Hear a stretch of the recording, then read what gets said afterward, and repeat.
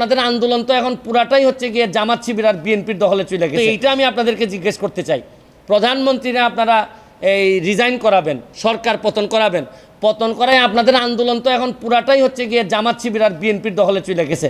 তাইলে আপনারা জামাতকে আবার ক্ষমতায় আনবেন, তারেক জিয়ারে আবার ক্ষমতায় নিয়ে আসবেন যিনি দ্বন্দ্বপ্রাপ্ত। তাইলে আপনারা যদি এইগুলো আনেন তাহলে আজকে আপনারা এক দফা চাচ্ছেন। এক দফায় কি মনে করলাম যে আপনাদের এক দফায় আমি মেনে নিলাম, মাননীয় প্রধানমন্ত্রীকে বললাম যে আপনি কি করেন, পদত্যাগ করেন, ছাত্ররা মারা যাচ্ছে এই না সেটা আমরা বললাম, তারে স্বতন্ত্র এমপি হিসাবে আমি তারে বললাম। আজকে যারা এক দফা দিচ্ছে, কালকে এরা আরেকটা দফা দিবে, দিয়া বলবে যে আপনি আওয়ামী লীগ করা বন্ধ করেন, এই দেশে কেউ আওয়ামী লীগ করতে পারবে না। 2 দিন পরে বলবে যে এই দেশে মুক্তিযুদ্ধের চেতনা থাকবে না। এরা একটার পর একটা দফা তো আপনি যদি সব সারেন্ডার করে মেনে নেন তাহলে আমরা যাব কোথায়? আমি তো কোনো সংঘাত চাই না, আমি তো কোনো ধরনের সংঘাত, একটা প্রাণহানিরও আমি কোনোভাবেই পক্ষে না। যতগুলা ছাত্র মারা গেছে তাদের প্রতিটা ছাত্রের আত্মার মাগফিরাত কামনা করা এবং বিচারের ব্যবস্থা করার জন্য আমি সবচেয়ে